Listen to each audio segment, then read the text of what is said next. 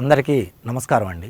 చాలామంది మిత్రులకి, బ్యాంకు వినియోగదారులకి బ్యాంకులో amount deposit and amount withdraw గురించి చాలా సందేహాలు ఉన్నాయి. ఈరోజు మనం ఈ వీడియోలో ఒక్కొక్క పర్సన్ బ్యాంక్ నుంచి క్యాష్ ఎంత విత్‌డ్రా చేయొచ్చు లేదా బ్యాంక్లో క్యాష్ ఎంత డిపాజిట్ చేయొచ్చు అనేది మనం ఈరోజు డిస్కస్ చేద్దాం. 2019 ఆన్వర్డ్స్ నుంచి మాత్రమే ఈ కాన్సెప్ట్ అనేది government of India income tax department ఏదైతే ఉందో ఆ డిపార్ట్మెంట్ ఇంట్రడ్యూస్ చేస్తుందండి. బిఫోరు ఇలాంటి కాన్సెప్ట్లు ఏమి లేవు. సరే, ఈ కాన్సెప్ట్ ఏం చెప్తుందా అంటే జనరల్గా హ్యూమన్ బీయింగ్ ఇండివిజువల్ ఎవరైతే ఉన్నారో అతను బ్యాంకులో 20 lakhs బిలో ఎంతైనా విత్‌డ్రా చేయొచ్చు, 20 lakhs బిలో ఎంతైనా డిపాజిట్ చేయొచ్చు. సార్, ఏ టైం నుంచి ఏ టైం అని చాలా సందేహాలు ఉన్నాయి. జనరల్గా మనకి క్యాలెండర్ ఇయర్ అని చెప్పి, లేదా అకాడమిక్ ఇయర్ అని చెప్పి, లేదా ఫినాన్షియల్ ఇయర్ అని చెప్పి ఇలా డిఫరెంట్ టైప్స్ ఆఫ్ ఇయర్స్ మనం వింటూ ఉంటాం.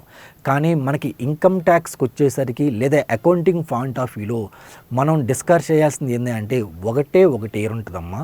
అది ఏంటంటే accounting year, that is called accounting year. 1st April to 31st March వరకు జరిగిన ట్రాన్సాక్షన్స్ మాత్రమే ఈ అకౌంటింగ్ ఇయర్ అనేది కన్సిడర్ చేస్తుంది. ఈ మధ్యలో జరిగిన ట్రాన్సాక్షన్స్ గురించి మాత్రమే ఏదైనా మనం అకౌంటింగ్ దాంట్లో తీసుకోగలుగుతాం, లేదంటే ఇన్కమ్ ట్యాక్స్ పర్పస్కైనా ఈ ట్రాన్సాక్షన్స్ మాత్రమే మనం డిస్కస్ చేద్దాం.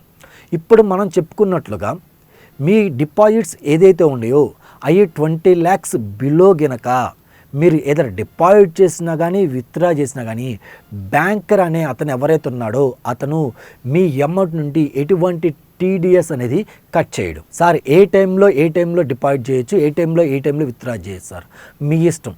1st April to 31st March between ఏదైతే 12 months ఉన్నాయో ఆ 12 monthsలో ఎవ్రీ మంత్ 1 lakh అని విత్‌డ్రా చేసుకునండి, లేదా 1.5 lakh మీ ఇష్టం డిపెండింగ్ అపాన్, లేదా డిపాజిట్ చేస్తూ ఉండండి. కానీ ఆ బిట్వీన్ ద సేమ్ బ్యాంక్, ఇది చాలా ఇంపార్టెంట్ అండి. ఫర్ ఎగ్జాంపుల్ మీకు ఎస్బీఐలో గనక అకౌంట్ ఉంటే ఎస్బీఐలో మీరు చేసిన ట్రాన్సాక్షన్స్ ఏదైతే ఉన్నాయో అది 1st April to 31st March between ఏది ఉందో విత్‌డ్రా కానీ డిపాజిట్ టోటల్ మొత్తం యాడ్ చేస్తాడు. ఆ టోటల్ యాడ్ చేసింది మస్ట్ అండ్ షుడ్ బిగా 20 lakhs ఎక్సీడ్ కాకూడదు. 20 lakhs బిలో అయితే మీకు ఎటువంటి టీడీఎస్ అనేది ఛార్జ్ చేయదు బ్యాంక్. సార్, మరి 20 lakhs అబోవ్ అయితే ఏంటి? ఇన్ కేస్ 20 lakhs అబోవ్ గనక మీరు బ్యాంకులో డిపాజిట్స్ కానీ విత్‌డ్రా కానీ చేస్తుంటే మరి ఇన్కమ్ ట్యాక్స్ ప్రొవిజన్స్ ఏం చెప్తుంది, బ్యాంకర్ ఎలా ట్రీట్ చేశారో ఒకసారి చూద్దాం. ఇన్ కేస్ మీరు 20 lakhs అబోవ్ గనక మీరు విత్‌డ్రా చేస్తుంటే బ్యాంకర్ మిమ్మల్ని ఏమని క్వశ్చన్ అడుగుతారంటే, సార్ మీరు ఇన్కమ్ ట్యాక్స్ రిటర్న్స్ అనేది ఫైల్ చేశారా, ఫైల్ చేసి లాస్ట్ 3 years ఫైలింగ్ మీ దగ్గర ఉన్నాయి అని మనల్ని క్వశ్చన్ చేస్తాడు. ఇన్ కేస్ మీరు 20 lakhs అబోవ్ గనక క్యాష్ విత్‌డ్రా చేస్తుంటే మీ దగ్గర గనక బ్యాంకర్ అనేవాడు టీడీఎస్ కట్ చేస్తుంటే మీ దగ్గర ఇన్కమ్ ట్యాక్స్ రిటర్న్స్ ఉన్నాయో లేదో చెక్ చేసుకోండి. In case income tax returns గనక ఉంటే మీరు తీసుకెళ్ళి బ్యాంకర్కి సబ్మిట్ చేయండి. 20 lakhs to 1 crore బిలో కనుక మీరు క్యాష్ విత్‌డ్రా చేస్తే మీకు ఎటువంటి టీడీఎస్ అనేది కట్ చేయడు. ఇన్ కేస్ మీరు గనక ఇన్కమ్ ట్యాక్స్ రిటర్న్ అనేది సబ్మిట్ చేస్తే. Sir, in case income tax returns నేను ఫైల్ చేయలేదు కానీ నేను 20 lakhs కంటే అబోవ్ నేను క్యాష్ విత్‌డ్రా చేద్దాం అనుకున్నా, నా పరిస్థితి ఏంటి?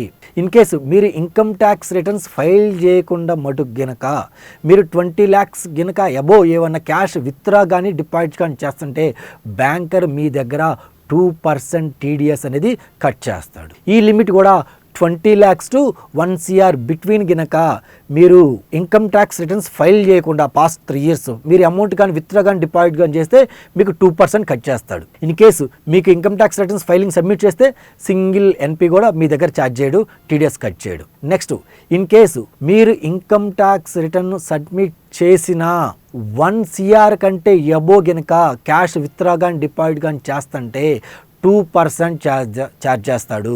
In case income tax returns మీరు సబ్మిట్ చేయకపోతే, మీరు ఇన్కమ్ ట్యాక్స్ రిటర్న్స్ ఫైల్ చేయకపోతే 1 crore కంటే మీరు ఎప్పుడైనా సరే అమౌంట్ విత్‌డ్రా చేసినా డిపాజిట్ చేసినా కానీ మీకు బ్యాంకరు 5% టీడీఎస్ అనేది కట్ చేస్తాడు. సింపుల్గా చెప్పాలంటే మనకి ఇక్కడ 3 rates ఉన్నాయండి. ఒకటి 0 rate, నెక్స్ట్ వచ్చేసి 2% రేట్, నెక్స్ట్ వచ్చేసి 5% రేట్. 2% అనేది 0% ఏదైతే ఉందో ఆ 0% మీరు 20 lakhs బిలో గనక విత్డ్రా చేసిన బ్యాంక్ నుంచి లేదా డిపాజిట్ చేసినా కానీ సింగిల్ రూపీ కూడా మీ దగ్గర టీడీఎస్ అనేది బ్యాంకరు కట్ చేయదు. ఇన్ కేస్ మీరు ఇన్కమ్ ట్యాక్స్ రిటర్న్స్ ఫైల్ చేసినా చేయకపోయినా బిలో 20 lakhs అయితే ఎటువంటి ఛార్జెస్ ఉండదు. 20 lakhs to 1 CR, between 20 lakhs to 1 CR అనుకో, మీరు కనుక past 3 years income tax returns file చేస్తే మీకు ఎటువంటి ఛార్జెస్ ఉండదు. In case income tax returns కనుక ఫైల్ చేయకపోతే 2% అనేది బ్యాంకర్ అనేవాడు మీ దగ్గర టీడీఎస్ కట్ చేస్తాడు. నెక్స్ట్ 1 CR అబో ఎలా ఉంటుందో చూద్దాం. First 20 lakhs below, 20 to 1 CR, then 1 CR and above. In case 1 CR and above కనుక మీరు బ్యాంక్ నుంచి ఏమన్నా అమౌంట్ విత్డ్రా కానీ డిపాజిట్ చేస్తుంటే ఇన్కమ్ ట్యాక్స్ రిటర్న్స్ ఉంటే 2% తీసుకుంటాడు, ఇన్కమ్ ట్యాక్స్ రిటర్న్స్ లేకపోతే 5% తీసుకుంటాడు. చాలామందికి ఇంకా సందేహాలు ఉన్నాయి. సార్ నా బ్యాంకులో నా దగ్గర 3 బ్యాంక్స్లో అకౌంట్స్ ఉన్నాయి, SBI ఉంది, HDFC ఉంది, యాక్సిస్ బ్యాంక్ ఉంది. ఈ మూడిట్లో నేను అమౌంట్ విత్డ్రా చేస్తున్నా, మరి నాకు ఎలా క్యాలిక్యులేట్ చేస్తాడు? చాలామంది ఏం చెప్తారంటే ఈ 3 బ్యాంకులు ఏదైతే ఉన్నాయో అవి మీ పాన్ బేస్ మీద అకౌంట్ ఓపెన్ చేస్తారు, సో 3 అకౌంట్లో ఉన్న అమౌంట్ యాడ్ చేసుకుంటారని చెప్తారు.